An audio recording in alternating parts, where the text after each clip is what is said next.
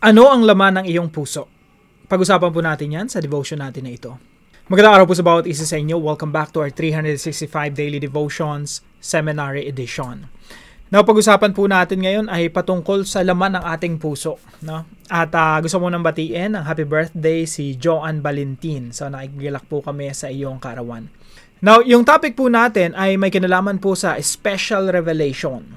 Special revelation. Ano po ba yung special revelation? Special revelation is God's direct communication of His truth to specific people at specific times, culminating in the scriptures. Unlike general revelation, which reveals God's existence and power through creation and conscience, special revelation gives us God's actual words, His redemptive plan, and His will for salvation. In Christ, the Word made flesh, and in Scripture, the written Word, God has spoken clearly and authoritatively. So pag pinag-usapan po natin general revelation, ito po yung kapahayagan ng Diyos sa lahat ng tao sa pamamagitan ng nature, ng conscience. When you look at the stars, talagang ang conclusion ng mga tao, there's a God who created all these things. When you look at the beautiful creation of God, mula sa mga hayop at kahit sa mga bakterya, kahit sa mga puno, sa kagandahan ng kalikasan, sa pagsikat at paglubog ng araw, talagang ang conclusion ng tao, sa kaibuturan ng puso ng tao, merong religion. There's a belief in God. So that's general revelation. Yung special revelation naman po, ito yung kapahayagan ng Diyos sa atin sa pamamagitan ng Biblia. At lalo-lalo na sa pamamagitan ng Panginoong Hesukristo. Jesus Christ is the ultimate special revelation of God. Now, sabi po dito sa Hebrews chapter 1, verse 1 through 3. In the past, God spoke to our ancestors through the prophets at many times and in various ways. So, yung Hebrews po kasi ito ay parte na ng New Testament. At sinasabi ng writer ng Hebrews, alam nyo ba nung mga nakaraan, mga long time ago, nangungusap ang Diyos sa atin sa pamamagitan ng mga propeta, sa pamamagitan ng mga lingkod ng Panginoon sa maraming kaparaanan. But, dito po sa verse 2, sabi dito, but in these last days, etong mga huling araw na ito, He has spoken to us by His Son. Dati, propeta. Dati, yung mga lingkod ng Panginoon. Dati, through dreams and visions. This time, God spoke to us through His Son. Ganun po katindi si Jesus Christ, no? He's the ultimate, the final revelation of God. At this time po, nangusap ang Diyos sa pamamagitan ng kanyang sariling anak, whom He appointed heir of all things, and through whom also He made the universe. So sabi ng writer ng Hebrews, iba ngayon, sobrang special. Sobrang special yung pangungusap ng Diyos. Why? Because God is speaking to us through His Son, by whom He created all things. Yung buong universe, alam nyo ba, nalikhayan sa pamagitan ng anak. At yung anak na yun, narito, nangungusap sa atin. The Son is the radiance of God's glory and the exact representation of His being, sustaining all things by His powerful word. So, yung Son, the Son of God, Jesus Christ, He is the exact representation of the being of God. Sa Tagalog po, ngunit sa mga huling araw na ito, siya ay nagsalita sa atin sa pamamagitan ng kanyang anak. Sa pamamagitan ng anak ay nilikha ng Diyos ang sanlibutan at siya ang piniling tagapagmana ng lahat ng bagay. Nakikita sa anak ang kaluwalhatian ng Diyos, kung ano ang Diyos ay gayon din ang anak. So, special revelation talaga si Jesus Christ. In fact, He is the ultimate revelation of God. Now, ito po ang ilan sa mga teachings natin ngayong araw. Number 1, if you have God's special revelation, kung ikaw ay tumanggap ng special revelation ng Diyos, tatlong bagay yung involved dito. Number 1, you have truly known Christ. Kung ikaw ay tumanggap ng special revelation ng Diyos. Ganito po yan mga kapatid. Dito sa mundo, iba't ibang religion ang naimbento ng tao. Bakit? Again, sa kaibuturan ng puso ng tao, there's a longing. Merong matinding pagnanais na makilala yung Diyos. Now, syempre, yung tao, gusto nila makilala yung Diyos, pero sila, fallen. Ibig sabihin, corrupt. So, gumagawa sila ng sarili nilang mga Diyos-Diyosan. Kaya mga religions na ginawa ng tao, puro Diyos-Diyosan ang naging resulta. Okay? They created different kinds of religions, different kinds of practices and beliefs. Kasi po mga kapatid, hindi naman talaga natin makikilala yung Diyos sa pamamagitan natin, yung tayo yung aabot sa Diyos. We can't do that. Kaya yung Diyos ang umabot sa atin sa pamamagitan ng Panginoong Jesucristo, kaya yan tinatawag na special revelation. Hindi sapat yung understanding natin ng universe in order to know who God is. Kailangan yung Diyos mismo ang magpakilala kung sino siya. At again, sabi po rito sa verse natin na ito, kung ano ang Diyos ay gayon din ang anak. Kaya sabi ni Jesus Christ sa isang disciple niya, He who has seen me has seen the Father. Kung sino nakakita sa akin, nakakita na rin sa Ama. Because Jesus is the exact representation of God.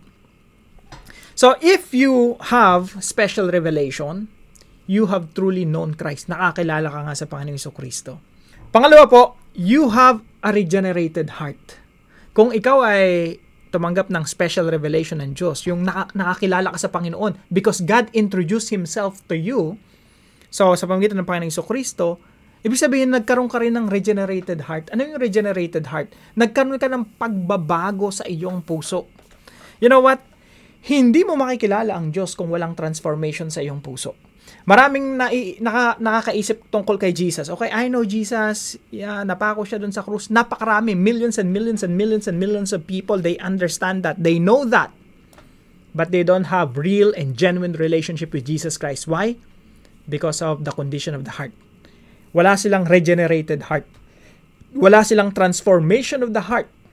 Kaya po yung totoong nakakilala sa Panginoong Jesucristo, magkakambal yun. No? If you truly know Christ, you will also have a regenerated heart. Yung pusong na-transform, yung pusong na bago, yung nakakilala ka sa Panginoon, na in love ka kay Jesus, and sinabi mo sa sarili mo, I surrender my life to Jesus. Jesus will be my greatest treasure. Yun po yung regenerated heart. Ibig sabihin, nagkaroon ka ng bagong puso. At alam niyo po ba kung sino ang nagre-regenerate? Ibig sabihin, nagtra-transform ang bumubuhay sa puso natin para tumibok, para umibig sa Diyos? Yan po ay gawain ng Santong Espiritu. So when you come to know the Lord, kasabay noon, no, hindi magkakahiwalay yan no, kasabay noon, yung Santong Espiritu rin kumilos sa iyong puso, nagkaroon ka ng transformation sa iyong puso, nakakilala ka na in love ka kay Jesus. Isipin niyo mabuti, ang daming tao may kilala kay Jesus. They know who Jesus is, they know the name Jesus Christ, they know what He did 2,000 years ago, but very few, konti lang, talaga yung nagmamahal kay Jesus. Of course, dadami yan, no? Dadami yung mga taong nagmamahal kay Jesus. Pero sa panahon ng mga apostles, konti lang sila. Parami ng parami. Until now, majority pa rin hindi nagmamahal sa Panginoon. Pero later on, we will realize na dadami pala ng dadami yung mga taong sumasamba, dumadakil at nagmamahal sa Diyos. So, you have a regenerated heart. Kung ikaw ay umiibig kay Kristo, isang katunayan yan na meron ka ng pusong binago ng Diyos, binago ng Santong Espiritu. And number 3 po, you have acquired true knowledge. Mga kapatid, pakinggan nyo mabuti to. Yung isang tao na walang pagkakilala sa Diyos, walang pagkakilala kay Kristo, hindi nagsuko ng buhay sa Panginoon, at yung isang taong nagsuko ng buhay sa Panginoon, nagkaroon ng relasyon talaga sa Diyos, totally different yung mindset nila. Magkaiba. Kasi ikaw na nakakilala sa Panginoon, nagkaroon ka ng clarity ng isip, luminaw yung kayong kaisipan, naintindihan mo yung mundo, naintindihan mo yung mga bagay-bagay, naintindihan mo yung eternal life, naintindihan mo yung gospel, naintindihan mo yung si Jesus Christ. Yung mindset mo, attitude, behavior, iba na rin. Bakit? Kasi po, nakatagpo ka na ng totoong knowledge. Natagpuan mo na yung katotohanan. At malinaw na sa iyong isip na merong Diyos na nagmamasid sa iyo araw-araw. Merong Diyos na nagmahal sa iyo na namatay doon sa krus ng Kalbaryo, ang ating Panginoong Jesucristo.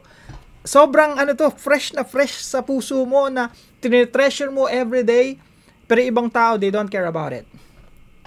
Kasi nga, walang regenerated heart, hindi natagpuan talaga yung special revelation ng Diyos.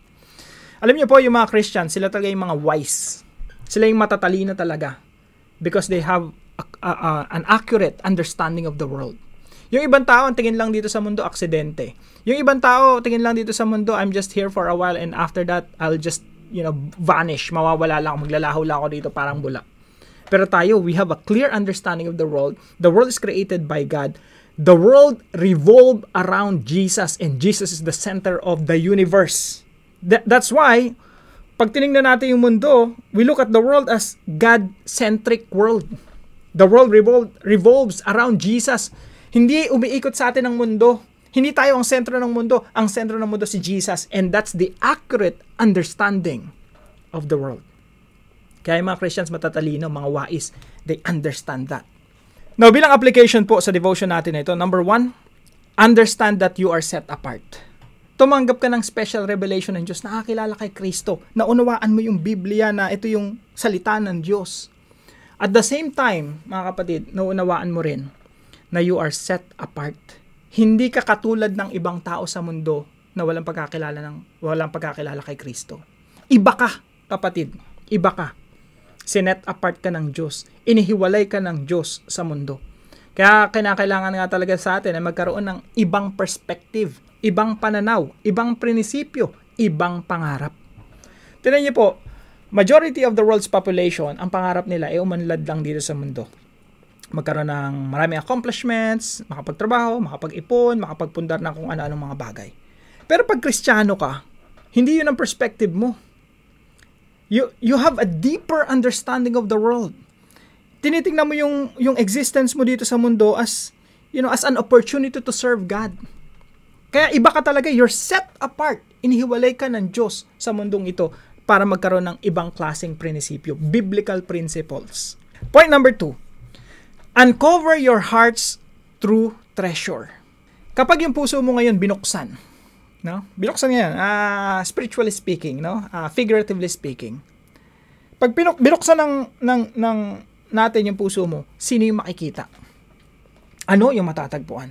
Ano yung makikita ng ibang tao sa iyong puso? And I hope and pray na kung nabubuksan man yung puso natin, no, figuratively speaking, ang makikita nila si Kristo. And Kristo, si Jesus, He will be your greatest treasure. Kasi siya yung special revelation ng Diyos sa atin. Mamaya sa separate video natin, tatalakay natin yung dalawang klaseng revelation, no? The living word and the written word. No? Mamaya talakayin po natin yan. For now, question, something to reflect on. Pag binuksan yung puso mo, makikita ba nila si Kristo or something else? Or baka recently, ang nagdo-dominate sa puso natin, ang paikot-ikot na tumatakbo sa puso natin ay mga bagay dito sa mundo. Naitsapwera na natin yung totoong treasure natin. So, let's uncover our heart's true treasure. Makita talaga natin na si Kristo yung pinakamamahal natin. Si Kristo yung pinagpapahalaga natin. And we're doing everything that we're doing for the glory of God. To honor Christ. And number 3, use biblical wisdom in every decision. Alam niyo po mga kapatid, yung Biblia, yan ay special revelation ng Diyos sa atin. Yes, totoo na iba may Biblia, pero andun lang sa inaalikobukan. Pero I hope mga kapatid, yung mga Bibles natin talagang araw-araw natin binubuksan, no? Kasi yan ay nagpapatunay na pinagpapahalaga natin yung revelation ng Diyos, yung kanyang salita, pinagpapahalaga natin. And every time we open the Bible, remember that God is speaking through His Word. Every time nabubuksan natin yung Biblia, yung mga titik, yung mga letra doon, gagamitin ng Banal na Espiritu para mangusap sa atin. So yung mga wisdom, kaalaman, prinsipyo na nakasaad sa Biblia, yan dapat yung ina-apply natin every time we make decisions. Why? Kasi ang gusto natin, yung buhay natin ay patakbuhin ng prinsipyo ng Diyos. We don't want to run our own lives. Matagal na natin ginagawa yun, pinapatakbo natin yung sarili nating buhay sa pamamagitan ng ating prinsipyo, saan tayo pinulot, 'di ba? Sa putikan, sa kangkungan, sa pagkabigo. Gusto natin patakbuhin natin yung ating buhay sa pamamagitan ng prinsipyo ng salita ng Diyos. Now, para po sa ating discussion, if other people were to uncover your heart, kung bubuksan ng ibang tao yung iyong puso, would they see Jesus as your greatest treasure? Or would they find something else? At tayo po'y manalangin. Heavenly Father, thank you for not leaving us in the dark, but for speaking to us through your word and through your Son, Jesus Christ. Please enable me to treasure Christ above all things and above everyone else.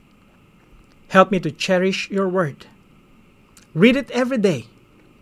Meditate on it day and night and live according to it. Keep me from error and guide me always in your truth. May all my decisions be guided by your Spirit. Make me victorious and successful today. In Jesus' name, amen and amen.